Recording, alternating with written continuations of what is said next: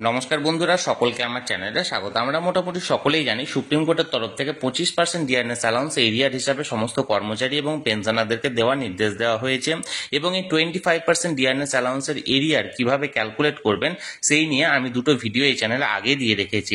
তবুও বহু মানুষ নিজের বেসিক পেনশন এবং নিজের বেসিক পে অনুযায়ী নিজেদের প্রাপ্য ডিআরএস অ্যালাউন্সের এরিয়ারের বিষয়টা আমার কাছ থেকে জানতে চেয়েছেন, তাই এই ভিডিওটি নিয়ে এলাম। এই ভিডিওর থেকে আর সহজ পদ্ধতিতে আপনারা নিজেদের ডিআরএস অ্যালাউন্সের ক্যালকুলেশন করতে পারবেন না।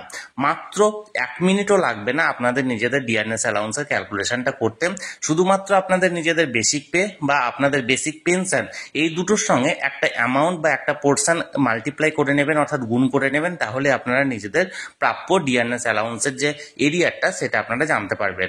ভিডিওটি অত্যন্ত গুরুত্বপূর্ণ, তাই প্রথম থেকে শেষ পর্যন্ত অবশ্যই ধৈর্য সহকারে দেখবেন এবং ভালো লেগে থাকলে অবশ্যই একটি লাইক করবেন এবং সকলের সঙ্গে শেয়ার করবেন। আর সেই সাথে এই চ্যানেলে যদি প্রথমবার হয়ে থাকেন অবশ্যই চ্যানেলটিকে সাবস্ক্রাইব করে নিতে ভুলবেন না। তাহলে চলুন আমরা বিস্তারিত জেনে নিই। আপনাকে সর্বপ্রথমে নিজের অ্যামাউন্ট অর্থাৎ এরিয়ার অ্যামাউন্ট ক্যালকুলেট করতে গেলে আপনি যদি সার্ভিস ইন সার্ভিস মানে কোনো কর্মী হয়ে থাকেন তাহলে সেক্ষেত্রে আপনার বেসিক পে সম্পর্কে জানতে হবে, আর আপনি যদি রিটায়ার্ড পারসন হয়ে থাকেন তাহলে আপনাকে বেসিক পেনশন সম্পর্কে জানতে হবে। বেসিক পে নিয়ে একটি অত্যন্ত ভ্রান্ত ধারণা আছে, আমি এর আগের কমেন্টগুলো লক্ষ্য করেই বুঝতে পেরেছি। সেটা হলো basic pay plus grade pay দুটোকে আলাদা আলাদাভাবে ধরছেন, কিন্তু বিষয়টি তা নয়। পঞ্চম বেতন কমিশনের আন্ডারে বেসিক পে ইকুয়াল ছিল pay in pay band plus grade pay, অর্থাৎ আপনার যদি চাকরিতে জয়েন করার সময় 8,840 টাকা বেসিক পে থেকে থাকে এবং আপনি যদি 2,600 টাকা গ্রেড পে পেয়ে থাকেন তাহলে সেক্ষেত্রে ওই বেসিক পে মানে হচ্ছে পে ইন পে ব্যান্ড ছিল আপনার 6,240 টাকা এবং তার সাথে আরো 2,600 টাকা গ্রেড পে যুক্ত হয়ে আপনার মোট বেসিক পে হয়েছে 8,840 টাকা, অর্থাৎ 8,840 টাকার সঙ্গে আর কোনো অ্যামাউন্ট যোগ হবে না।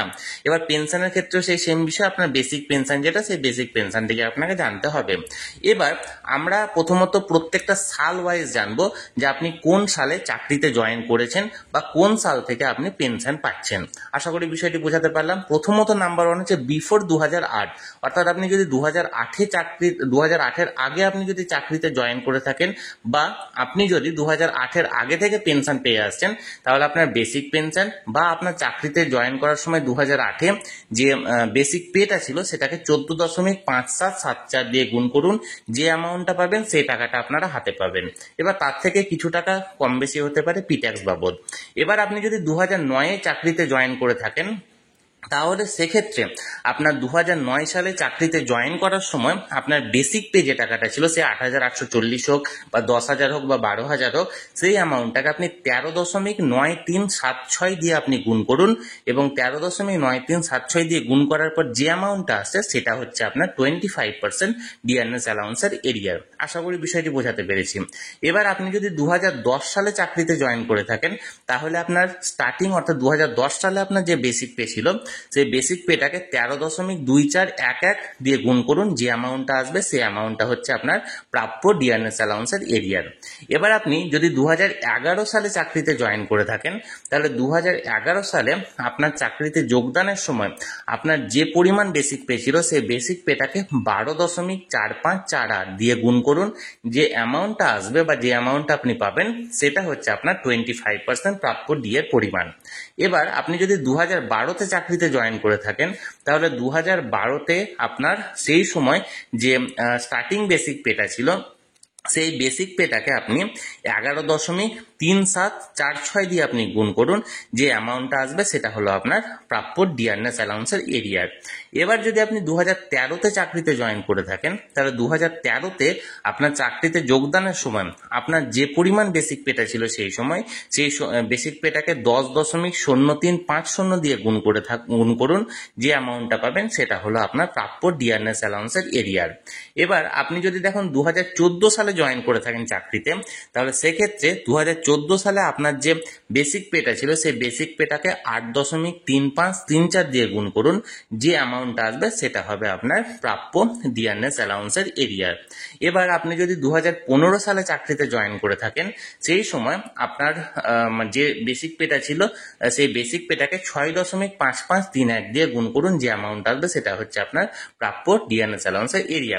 ফর এক্সাম্পল আপনি 2015-তে হয়তো মানে চাকরিতে জয়েন করেছেন এবং সেই সময় আপনার 10,000 টাকা বেসিক পে ছিল, সেই 10,000 টাকাকে আপনি 6.5531 দিয়ে গুণ করবেন, যে অ্যামাউন্টটা আসবে অর্থাৎ ধরুন 65,531 টাকা এলো, এই 65,531 টাকা পাবেন আপনি 2015 সাল থেকে 2019 সালের মধ্যে, এই মানে 5 বছরের সময়সীমার মধ্যে আপনি 25% দিয়ে বাবদ।